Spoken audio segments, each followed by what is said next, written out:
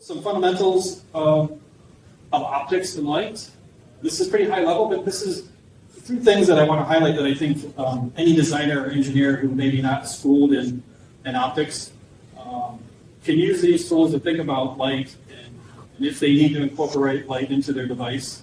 Correlated color temperature. Sounds fancy, sounds very high tech, but in reality it's how does a specific light make you feel? So if anyone here has ever gone to a home improvement store to buy lights, LED lights to replace the bulb in the house, maybe you've gotten them home, put it in and go, wow, that's way too yellow.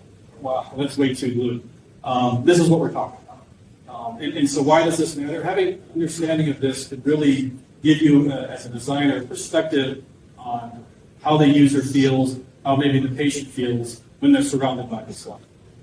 If I'm in an exam room, if I'm in a clinician setting, I may want that light to be a little bit more blue, a little bit more harsher. I need to see parts of the anatomy in a clear perspective. So again, I wouldn't say that people need to be an expert in this, but definitely if you're incorporating light to your device, you should have a good background. The second thing will be referred to as CRI. So that's your color rendering index. And I think the easiest way to explain this is how does your artificial light, the light you're going to incorporate into your device, how closely does it mimic the sunlight? And why this is important for several reasons. You know, our eyes are naturally tuned to the sunlight. So if you were to look at something, say, inside a room, and then go outside and look at that same thing in the natural sunlight, you'll immediately notice it's much more clear. It's much more crisp.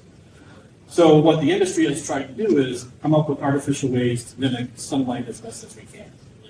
So this illustration kind of shows a good perspective on that. As you go left to right, the CRI scale goes from 0 to 100, 100 meaning it matches the sunlight 100%. So you may look at this and say, oh, well, that's just from left to right showing different levels of intensity, but in reality, it's the same intensity, same power.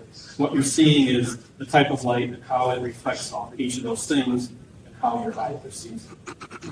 You know, a point of reference, if you've ever been in an LR, you see those big surgical boom lights, the high-end ones on the market, they can reach a CRI of 98 plus, almost 200.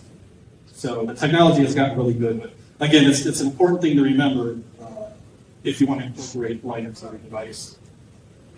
The third and final thing that I think is really important is what we refer to as beam angle or distribution. And this can play an important role in a host of industries and type of products. If you think about ORs or exam lights, usually there's a certain size of light that is needed to visualize the target. And why this is important is I think a lot of designers and engineers kind of fall into that category of, well, if I've got more area to cover, the better off I am, which in reality can be a challenge because if you're trying to light up, say, a certain part of the anatomy, but you expand that to include, you know, maybe several millimeters past that, you may be into different areas, different materials that reflect differently than the target you're trying to eliminate. And that can cause kind of undue stress, unwanted visualization to the user. So that's kind of the final third, I think, easy things for designers and engineers to think about when they want to incorporate light